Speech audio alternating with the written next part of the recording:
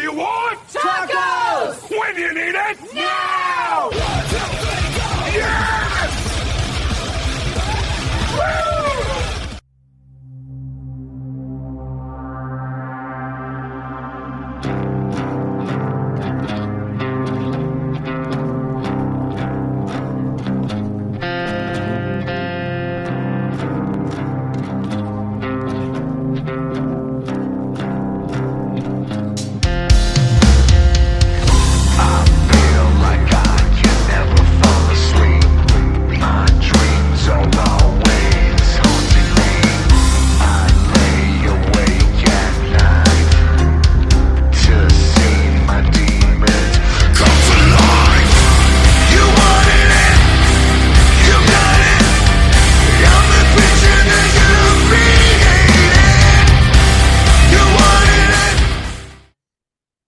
What's up, guys? Johnny Tacos here with another exciting episode of the Johnny Tacos Rock Talk. Today, we're panicking over worldwide panic, and it's stricken, and it starts in LA. We have worldwide panic here. Before we have Lane, just giving us the 411 on the band. I'm just letting you know, if you like this show and you're going to share it, because sharing is caring. Keep the bottle to yourself. That is not sharing. You must hit that like, subscribe, and it helps out with the algorithm. It gets me going. It helps me open up to more bands out there. Gives these awesome bands a platform to kind of boost their fandom and just give a story out there. It's going to be awesome. We're going to talk about Let Me Die, the video. Hopefully nobody let me die, because I want to be eternal. Eternal forever. Yes. And just also please hit up the Twisted Glitter. They have my shirts on there. I know glitter sounds weird. My wife loves that name, Twisted Glitter. She prints out the shirts. And if you want a Johnny Taco shirt, please reach out to there. I'll have the link below. Also, summer's coming up. Concerts are going to be roaring through the heat. Keep yourself hydrated. Make sure you have some water to chase with that alcohol. And, if you have to drink out in concerts, do it responsibly. I don't want to hear a lot of horror stories while these tremendous artists come out there and rock your faces off. I don't want that to be your last thing. So drink responsibly, hydrate, and just be careful out there. Keep rocking, but keep your health going too. All right, we have Lane. Yes, sir. He is here. He is ready-ish, because it's 2 hours behind me in this beautiful morning. Right. He's drinking this coffee. He's feeling it. I think you're feeling it, right? I'm feeling it. I'm drinking my coffee. I'm feeling it. All right. Well, did you have a rough night last night? No. No? No rocking? I don't have rough nights anymore. I don't drink. So Hey, that's good, man. That is good. And you just got the rock star aspect, but low-cal. That's it. That's it. Yeah, Low-cal rock star. It's been about 11 years I don't drink, so it just simplifies life. Awesome. I'm digging that shirt, that Hellraiser shirt, man. Thank you. I'm digging your thing shirt. Hey, thank you, man. Not a lot of people would really look at that and know what it is. The old school people will. Yeah, no, I am obsessed with pop culture. I'm a VHS collector. I'm a oddities collector of sorts. Fascinated with horror and just pop culture in general. So I just nerd. Hey, if you got something that you love to do and you're passionate about having, and you're doing it without hurting other people, man. And, just enjoy it, man. I love horror movies. I actually went to see that new Mummy movie. Yeah, Lee Cronin's The Mummy. It's really good. It should have been called something different because it really was a mummy movie, but it was really good. Yeah, it should have been like Right. Evil Dead Middle East or something like Evil that, Dead Middle East. Yeah, exactly. And It was to really me, good though. yeah, to me, he really did a great job with the horror aspect, the body horror kind of feel to it. Well, they're just signing checks over to that guy at this point because when you do a movie like Evil Dead Rise, I mean, just the gates are going to open for you, and they've opened for him, and now he's got top billing on his own film. I mean, that's crazy. Yeah, and Evil Dead Rise itself was a trip too, man. I really enjoyed the whole different aspect of having different Necronomicons in the whole universe. So Yep. with the new, what is it, Evil Dead Burn that's Yeah. coming up, what, in June? Yeah. Zach Krieger is doing that. The guy who did Barbarians and Weapons, and they're gonna. No, excuse me. That's Resident Evil. That's Resident Evil, yeah. Um. Yeah.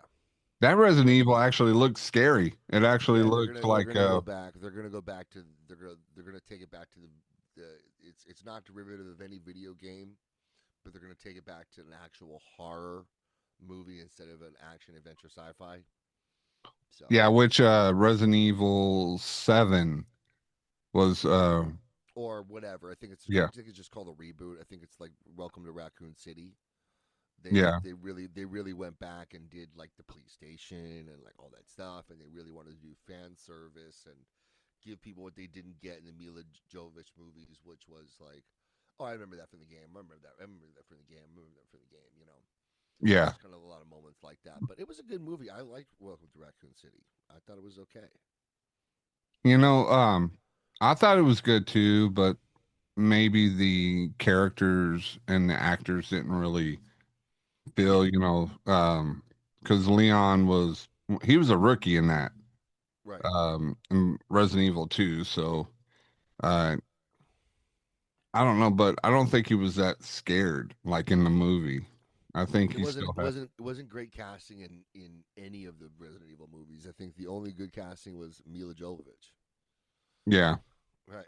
But they went like way off Resident Evil lore. Yeah, they had the characters, but they went way off of what it kind Oh, of it wasn't a video stands game by. at all. Any No, of those movies. It was no. like they tried to bring Nemesis in there in the second one and stuff like that, which was cool. But like they should have just called the movie Nemesis instead of Apocalypse. I can go on for days about this.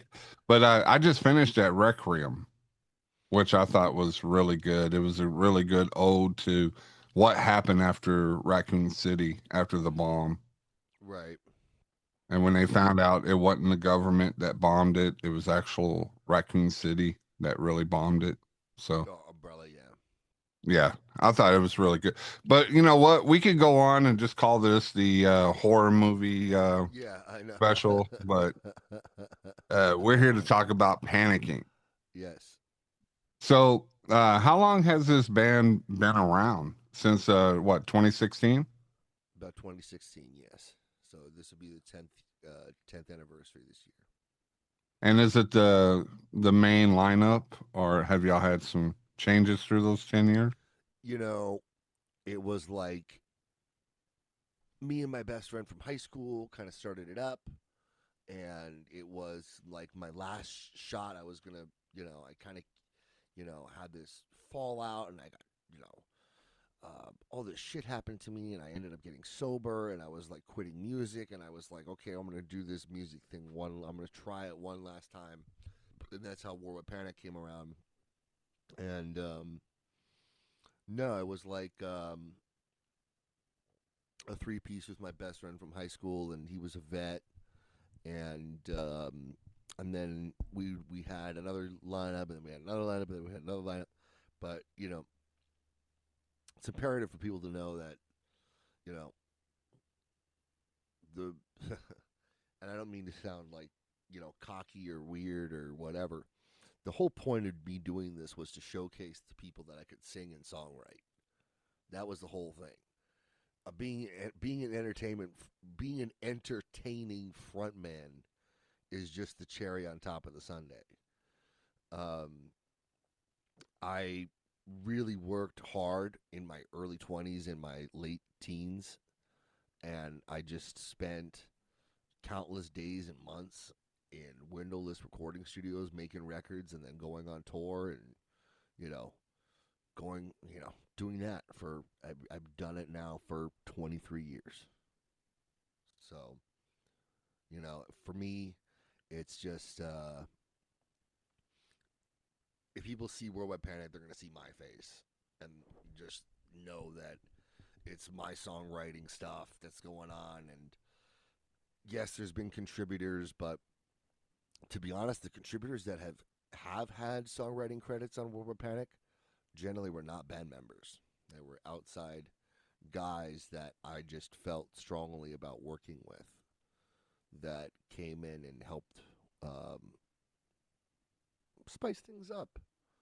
You know, when you are a vocalist and lyricist for 23 years, you need sometimes you need some out in a songwriter on top of that. You need somebody to come in sometimes and write something that you would never write in a million years just to add character to the situation. Sort of like a fresh set of eyes, to actually help you out. Well, don't you want an album that has diversity? Don't you, you don't want every song to sound alike, right? And, a lot of people are afraid to admit that, they get stuck in their formulas and, those formulas, replicate songs that often sound alike, and sometimes they sound alike in a way of a branding sense where it's like, oh, I can tell that's Lane singing. I can tell the way that the riff is kind of industrial. This must be Worldwide Panic. Okay, that's fine. That recognizability is fine. But if it's just like, okay, this is the same harmony structure, this is the same build up, this is the same topic, this is the same type of lyrics, it'll tell. So I try to, spice up the records with getting different songwriters to help collaborate things, different producers to help build on my pre-existing ideas. Um, it takes a village, man. Yeah, definitely, definitely. So you don't want it stagnant. You want it running like a waterfall, You like with know, different opportunities. and like on this record, the greatest villain the world has ever seen. We did 3 tracks with Bob Marlette in his studio, which was great because he's like a luminary. He's done, Saliva and Rob Zombie and Alice Cooper and, the original Black Sabbath. Um, he's done everybody, and just working with him was great. And then um, reprising my relationship with Zeus, Chris Harris, to mix and master the project. I mean, I don't think you can find better guys. I Yeah, mean, and like you said, that's yeah. that's the Well, top of the echelon right there. yeah, like you said, it takes a village. You have people that have special kind of talents and all that. That's what makes an album soar to its limit, and Yeah, above. yeah.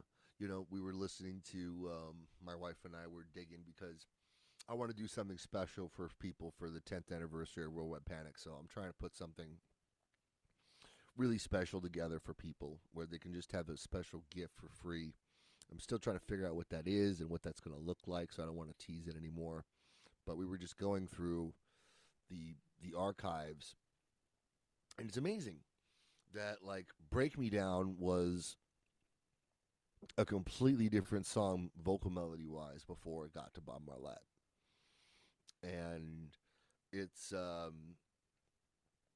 I think that would be interesting to peel back the veil and show people like a couple demos and be all like, you've heard the completed song, this is where it came from, and people would just, I think that would be really, really interesting for people to get into, and it'd be a nice gift from us to the fans who've been with us, a decade now to, get to share a special, intimate part of how this all happens. Yeah, and that's a great idea because there's been bands through history that re-released studio albums to have demo versions of the song. I know Metallica had a couple of albums where if you buy it Oh yeah. imported, you can have different types of what that song was, like a rough demo or Yep. um, just a acoustic version or anything, that just kind of shows how the band worked, how the channels worked, and how everything just mixed up just perfectly. That's a really great idea, man. Yep. So So 10 years, man, 10 years, and you played so many stages. yeah. Before that, so I know this is your baby. This right Right. here is what you have that you want to prove out there your capabilities and what you've been blessed with. Right. Uh, your music, which I've listened to Less Than Nothing. I even listened to your reimagining of Everyone Wants to Rule Wants the to rule the World, world. Yep. and I love that song. I'm kind of a 80s guy. I Yep. loved all that corny kind of pop music. Right. But with that rendition of that, man, it just shows that you are right, man, that you wanted to be diverse, to go out there and just like, hey, and it works with a lot of the bands, the cookie cutter kind of feel, I love David Draymond. I love his music. I love Disturbed. But you can instantly tell it's a Disturbed song because they kind of are comfortable in that kind of style, the kind of guitar style, the kind of drums, and just the way the beat rhythm goes, and Right. but there are people that can actually go out and do different items, do different ways of music, and actually prevail in it. You have people that did death metal for years, and then they changed it up for clean vocals, and it works out for them. Yeah. Do you feel this diversity that you say that you want into your music? Do you think it comes up flowingly with your band that your fans can really look up and respect, or did it take some time for them to wet their beak with your different varieties of sound? I guess what you could call me more than just the producer, songwriter, and frontman is like I'm the all over creative music director of the project. And what that means is curation. Um, and self editing. You might have a great song and it might have a crazy riff or a crazy breakdown or a great bridge, but the verses might not be there, you know, or the verses might sound like the verse on this other song. Um, and what are you going to do if you have a song that's 75% there that sounds like the rest? Or you could, hook up with a collaborator and get something that sounds completely different and do something that you never would try to do before. And then it's like, it's curation. It's like, it's, it's presenting the best out of everything. We did a self-titled record in 2023, and that was an interesting experience for me because I knew going into the project that I wanted the first Worldwide Panic record to be a self-titled record, and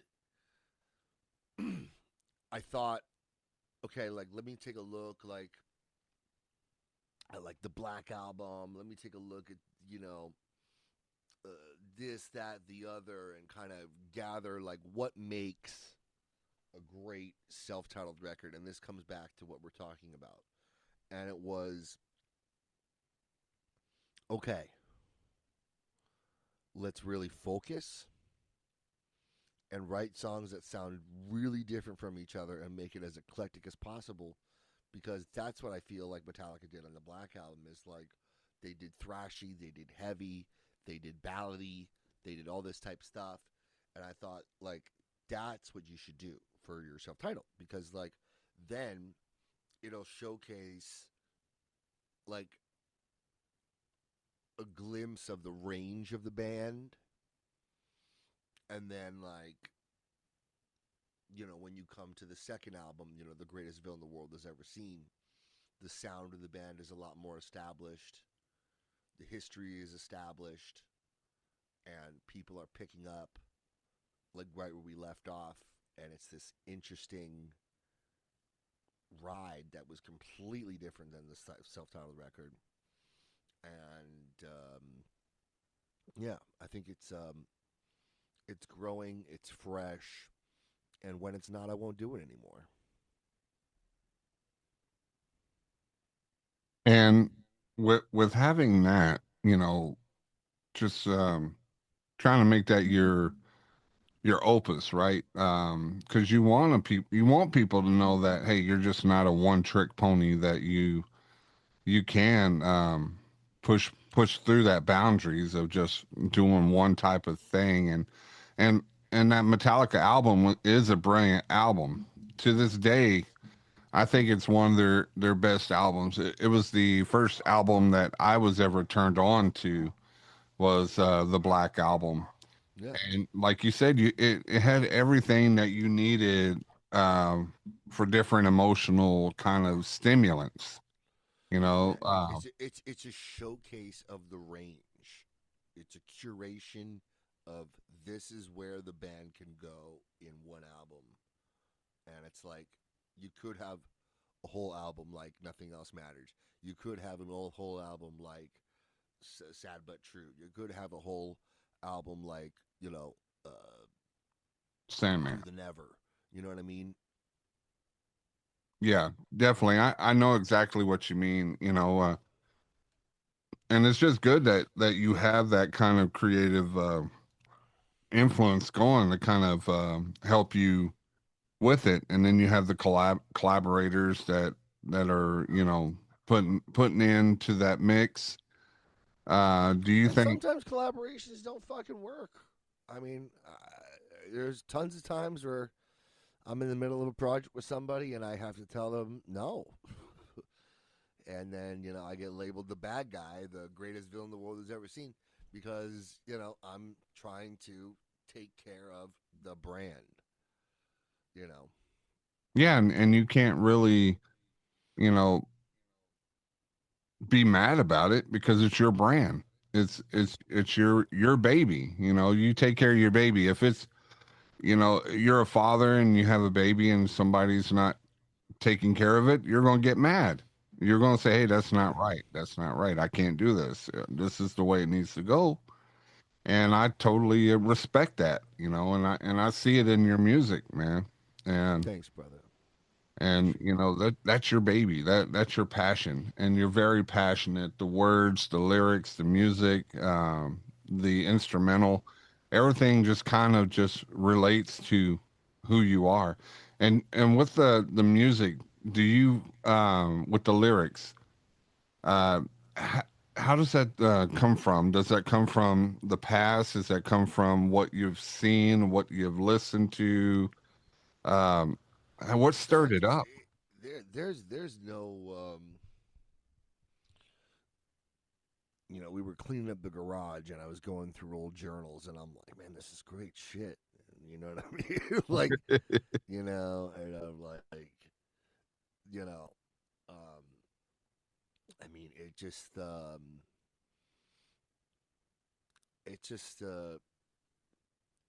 know, it comes from life experience.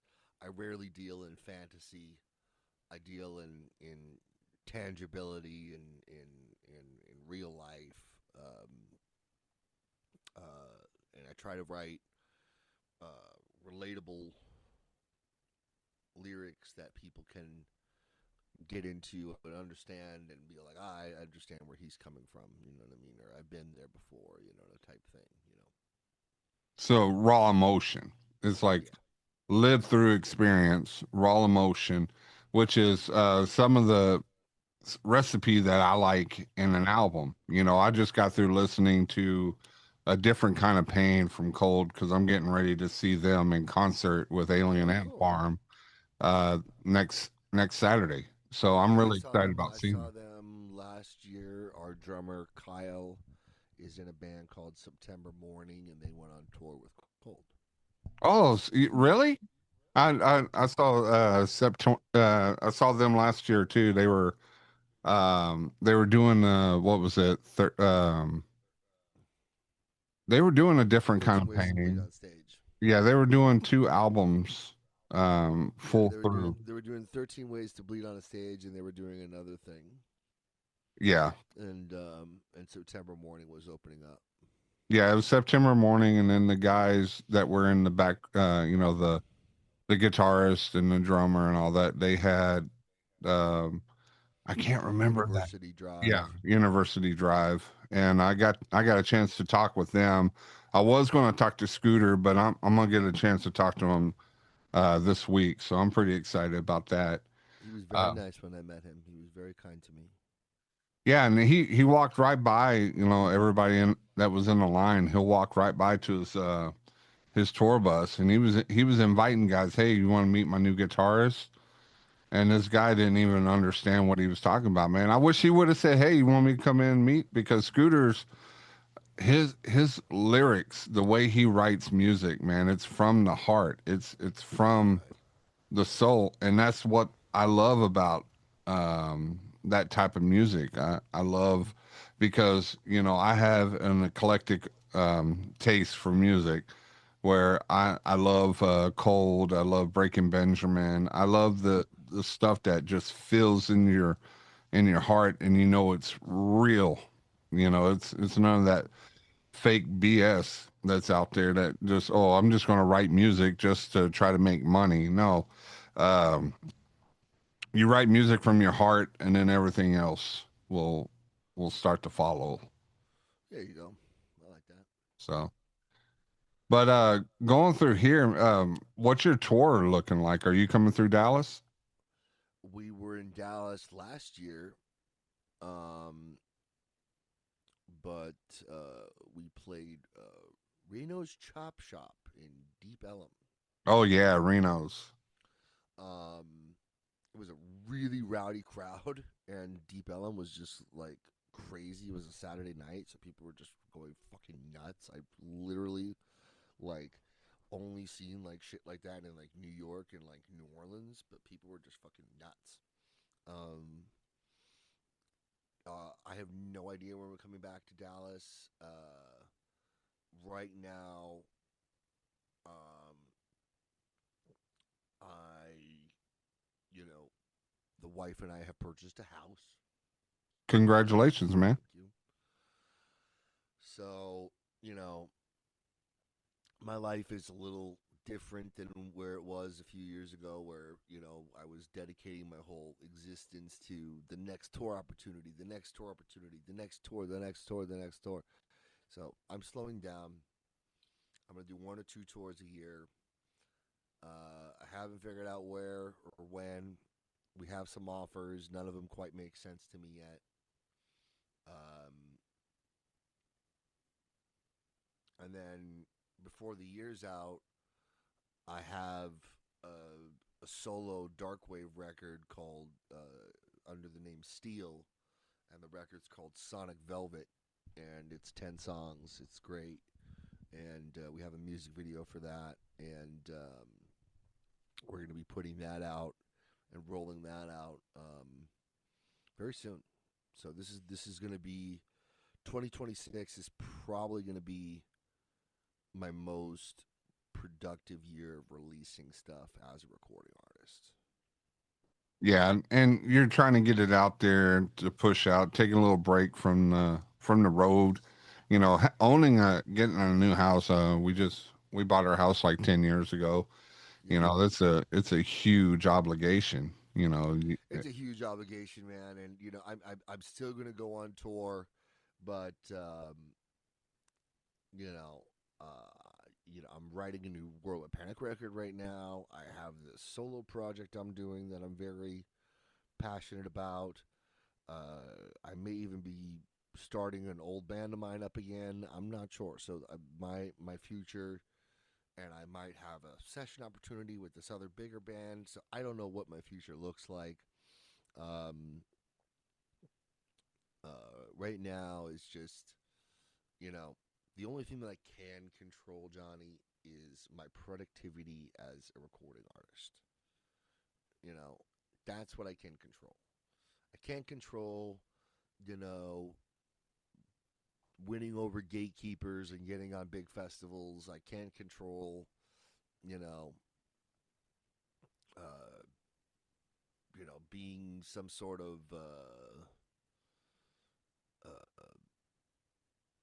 celebutante and fucking getting on things because I know one guy who his band sucks, but his band gets on everything and he's everywhere because he's a fantastic networker and his skill is not songwriting or singing, his skill is networking. Like he's great at it. yeah. And you know, um Whit Crane from Ugly Kid Joe. I don't think that band's very good, and I don't think he's very good, but he ends up using his skill as a networker, and I've seen him do it.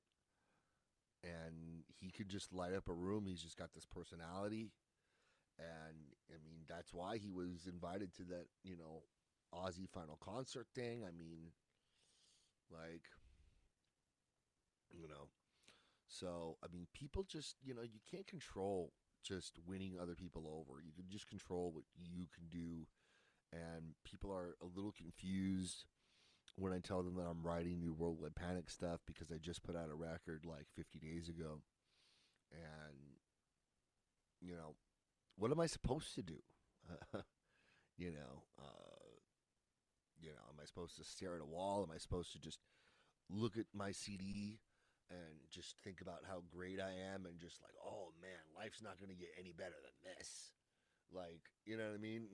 Like, no. Well, do you have that in vinyl? We will be.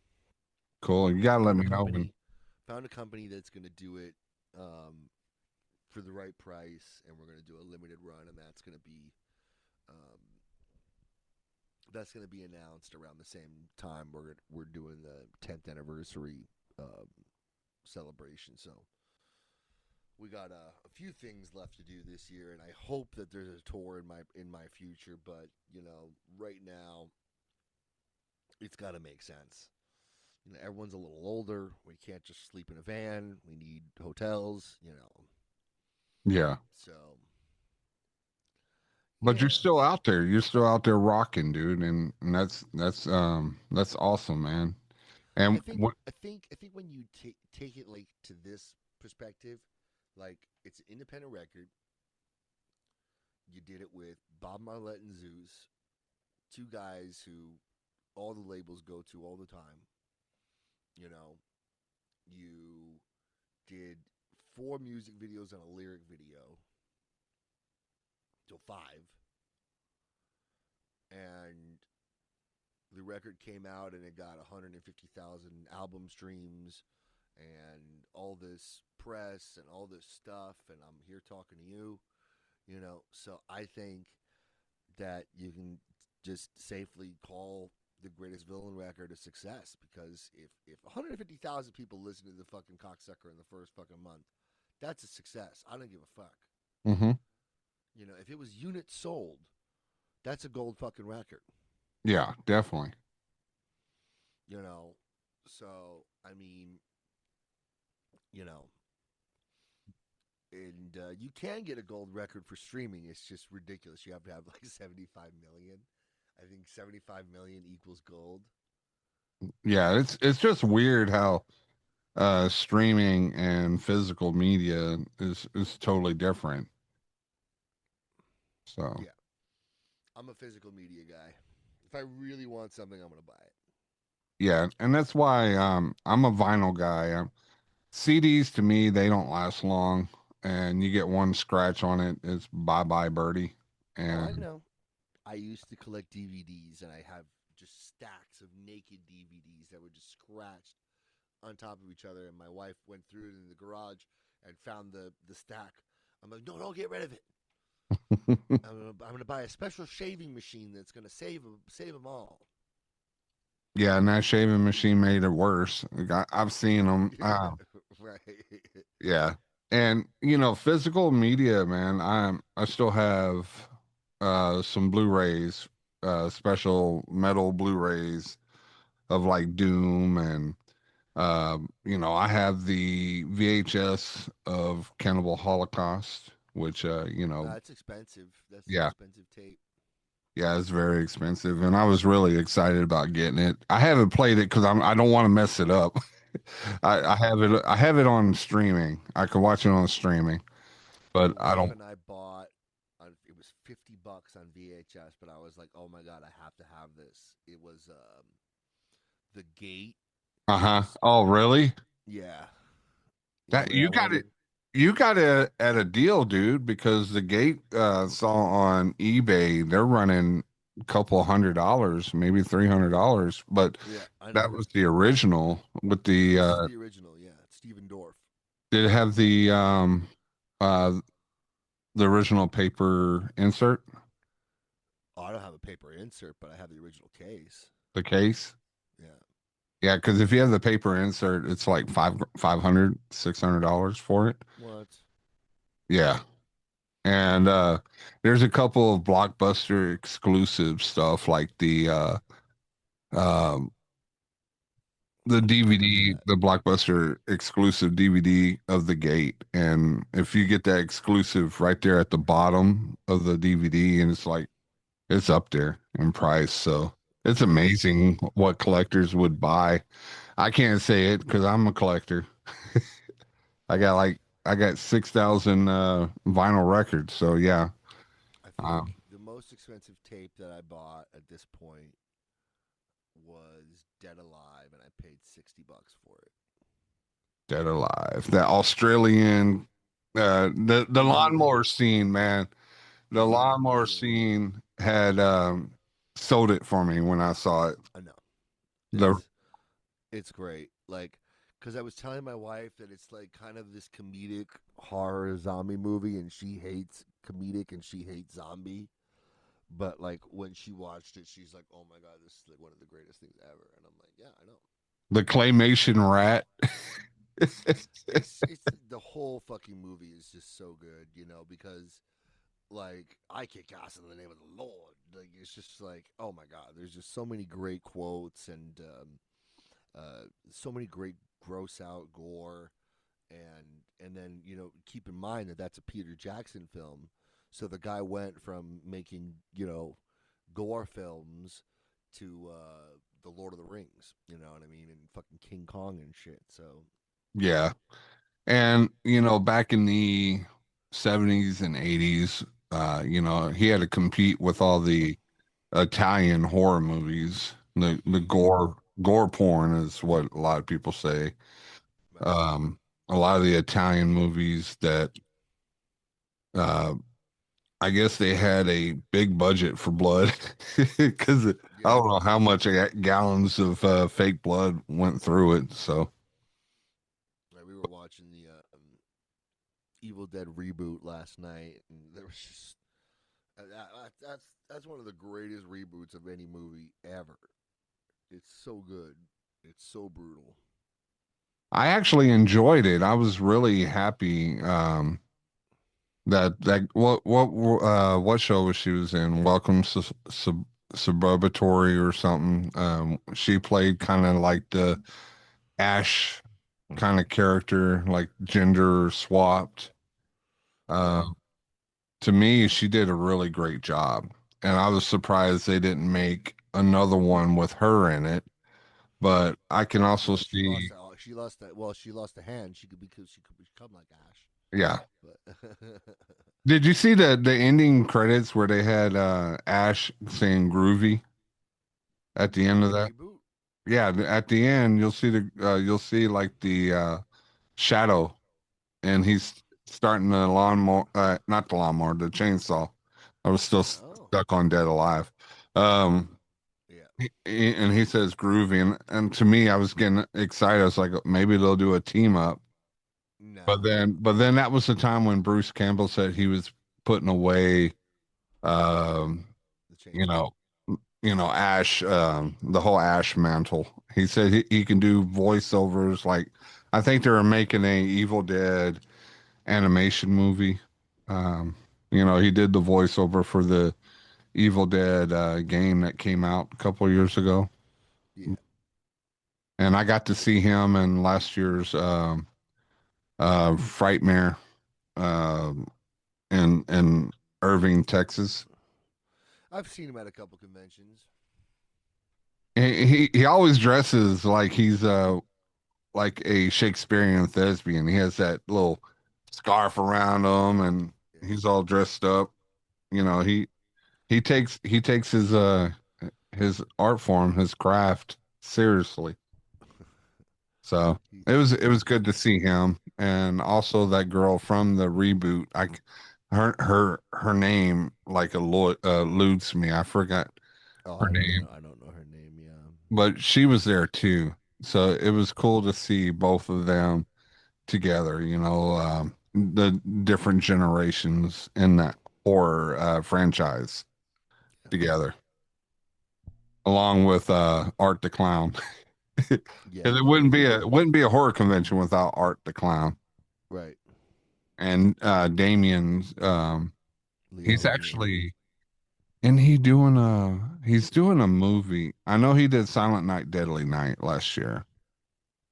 He's supposed to be doing another remake of a movie. No, no, no. I'm wrong. I'm wrong. It already came out. The Silent Hill, Return to Silent Hill. That was one of his Oh, babies too. So we liked that. that Return to Silent Hill. We liked it. Yeah. I thought it was really good. I thought it was more towards the video game than the other two. Yeah. No, we liked it. Yeah. So with all this going on here, because we're getting close to the end of the show, man, I can talk about movies all day, man. I bet. Yeah. Me But too. the honey calls for the honeydew list. Yeah. I know. I know. I know about that. Well, again, man, congratulations on getting a new house, dude. Congratulations on Yep. your new album. I'm really excited. If you come down to Dallas, man, make sure you reach out to me so I can come see you in concert Oh and yeah. hang Of out with course. you, Of course, man. and Absolutely. we can have Arnold Palmer or something since you don't drink anymore. That's fine. I do drink an non-alcoholic beer. I like that. The O'Douls, I don't like the O'Douls, but they make this brand called Athletic, and Athletic. they have like fake IPAs and stuff, and they're actually really good.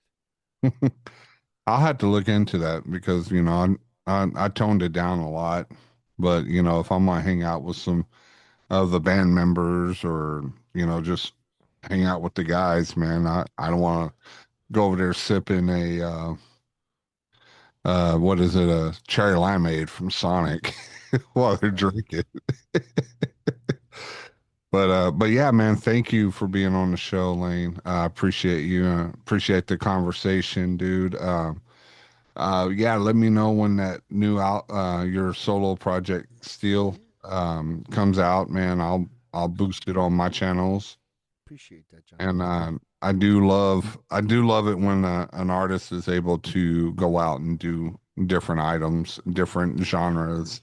Yeah, I figured I'd do something completely different. I know nothing about it. I got involved with a producer who helped create the beats, and uh, it was a challenge for me to just, think of, you know, we cut all the vocals in the same day we made the beat, so it was just like very fast on my feet, come up with a concept, come up with rhyme schemes, come up with verses, come up with hooks, and it was very challenging for me, but it was very fulfilling because I was like, okay, like, all right, at 40 you still got it. You Yeah. can still go into a studio with nothing and make something, you know. So it's good, man. I'm happy. All right, man. Well, hey, thank you again for being on the show. And Thanks for guys, having me. you get a chance, we'll have the website below. We'll have streaming services, links to their music below on the description. Give them a listen, you know, subscribe to their channel, and just take a journey, man. Take a journey into music that can change your mind, change your the way you're thinking, and take you on a trip, man. On a trip in a rocket ship. You know, I'm thinking about that song because my kids used to love that show, the Little Einstein. But anyways, Okay. I do digress. I do digress. Until next time, this is Johnny Tacos, and we are out. If you like this episode and you want to hear more, please like and subscribe to get the latest and the greatest from the Johnny Taco Show.